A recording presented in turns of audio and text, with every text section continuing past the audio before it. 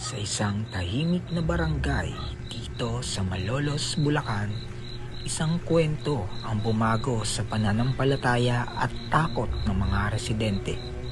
10 taon na ang nakalipas pero hanggang ngayon hindi pa rin nila makalimutan ang gabi ng sanib. Walang video, walang larawan, pero marami ang saksi. Sino nga ba ang lalaking sinapian at ano na ang nangyari sa kanya malipas sa isang dekada?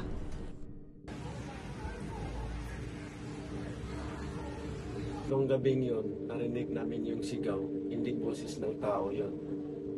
Iba talaga yun.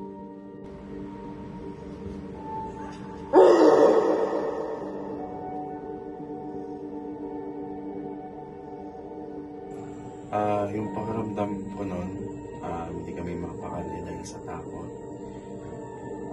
Lahat ng tao sa compound namin hindi makapakali dahil sa takot at pangamba kung ano posibleng mangyari. Ang lalaking tinutukoy nila ay si Lurcy. Di niya tunay na pangalan. 34 anyos noon. Bigla raw itong nag-iba mula sa tahimik na lalaki, naging agresibo at parang sinasaniban. May sinamang paranormal expert na tita ko sa amin.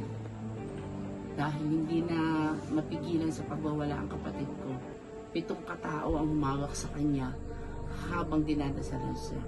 At habang dinadasalan siya, 3 klase ng boses ang narinig namin sa bibig niya.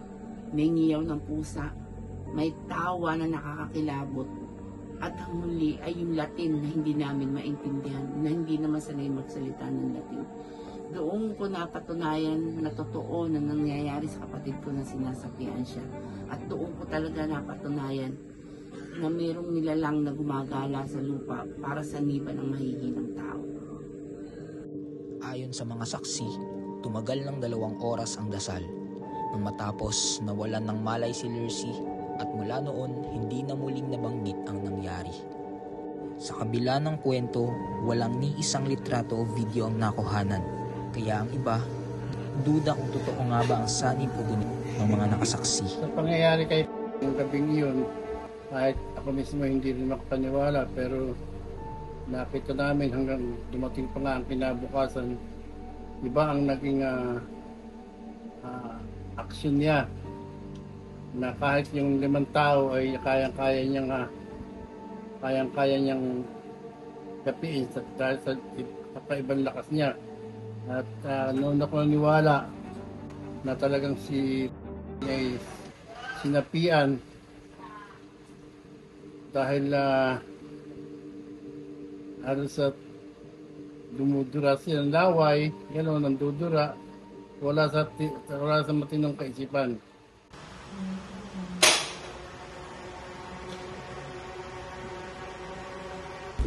Tanging patunay na lang ay ang mga taong hanggang ngayon ay nanginginig pa rin tuwing naalala nila ang pangyayari.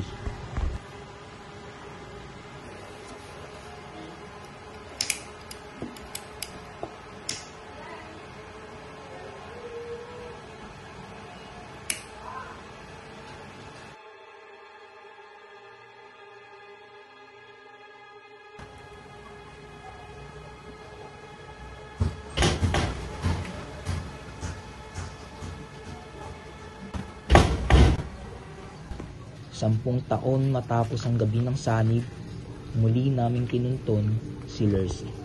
Tahimik na siyang namumuhay kasama ang kanyang 2 anak. Hindi ko na gusto pag-usapan, pero minsan nakapag-inipan ko. Bumabalik sa akin yung alaala ko ano yung nagalap sa akin. Mahirap. Hindi ko alam kung ano talaga nangyari sa akin. Basta yung gabi na yun, yung 7 lalaking nadaanan ko, kinabukasan, wala na ako sa sarili. Marami daw humahawak sa akin, tsuhin ko, tsahin ko, tatay ko. Yung laki ko nito, laki ng tatay ko, tsuhin ko, nabaliwala sa kanila. Kulang 10 tao para hawakin ako. Tapos nun, wala na. Hindi ko na nangyari sa akin.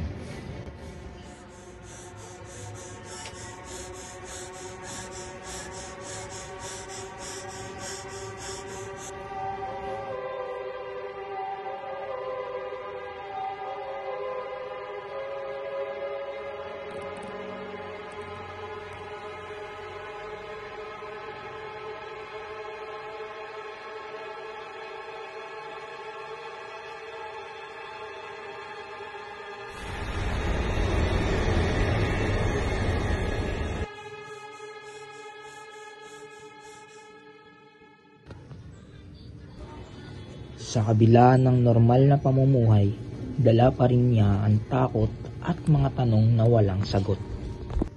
Hindi lahat ng kakaibang ay gawa ng masamang espiritu, pero kapag ang tao ay nawala ng kontrol sa sarili, doon nagsisimula ang panganib. Maaaring ito ay psychosis o trauma. Kapag matindi ang pinagdadaanan ng isang tao, minsan nagiging simbolo ang dilim ng sariling takot.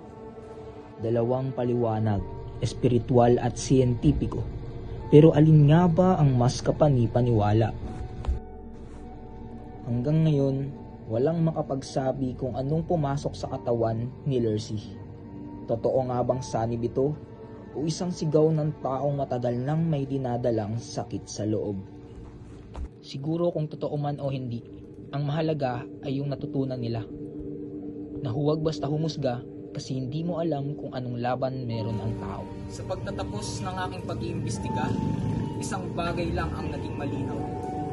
May mga sugat na hindi nakikita at may mga lihim na mas mabuti pang manahimik na lang.